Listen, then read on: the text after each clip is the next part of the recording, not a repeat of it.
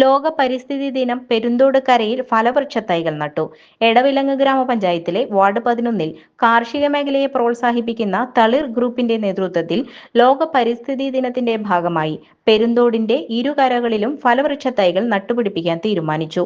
ആദ്യ തൈ നടൽ PT Tyson master MLA നിർവഹിച്ചു.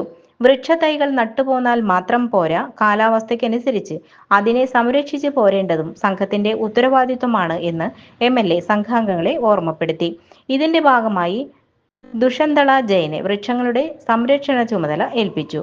വാർഡ് വികസന സമിതി ചെയർമാൻ സുമ വത്സൻ സ്വാഗതം പറഞ്ഞ ചടങ്ങിന് ഗ്രാമപഞ്ചായത്ത് വൈസ് പ്രസിഡന്റ് സന്തോഷ് കോരുച്ചാലിൽ അധ്യക്ഷത വഹിച്ചു. ദുഷന്തള ജയൻ നന്ദിയും പറഞ്ഞു. നമ്മൾ പലപ്പോഴും നമ്മുടെ ഏറ്റവും പ്രധാനപ്പെട്ട പ്രശ്നം എന്താണെന്ന് ചോദിച്ചാൽ മിക്കവാറും പറയാം എൻ്റെ വീടിൻ്റെ ഇതൊന്ന് പോയിട്ടുണ്ടോന്ന് റിപ്പയർ ചെയ്ത് തരണം, എൻ്റെ എനിക്ക് വീടില്ല, ഒരു വീട് തരണം, ഒരു കക്കൂസ് ഇല്ല, കക്കൂസ് തരണം ഒക്കെയാണ് പറയുക. ഓക്സിജൻ്റെ അളവ് കുറവാണെന്ന് ആരെങ്കിലും പറഞ്ഞിട്ടുണ്ട്?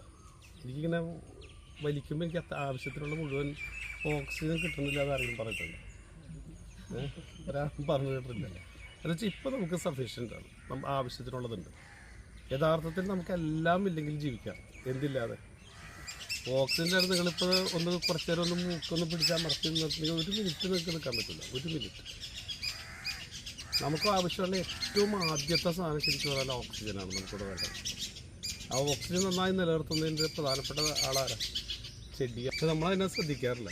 പലപ്പോഴും ചിലപ്പോൾ ഒരു വീട്ടിൽ ചക്ക അല്ലെങ്കിൽ മാവും ഒക്കെ കട്ടിരിക്കും, നമുക്ക് ഏറ്റവും ആവശ്യമുള്ള ഓക്സിജൻ തരികയാണ്.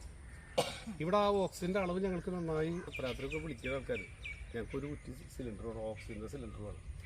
അന്ന് ഓക്സിജൻ്റെ 1000 രൂപയോളം വരും. 3000 രൂപ വേണം. ഒരു മരമോ അതുപോലെ ബന്ധപ്പെട്ട സാധനങ്ങൾ ഒരു 1-2 ഈ കുറ്റിയിൽ നിറയ്ക്കാനുള്ള അത്രയും ഓക്സിജൻ പുറത്തേക്ക് വിടുന്നുണ്ട്.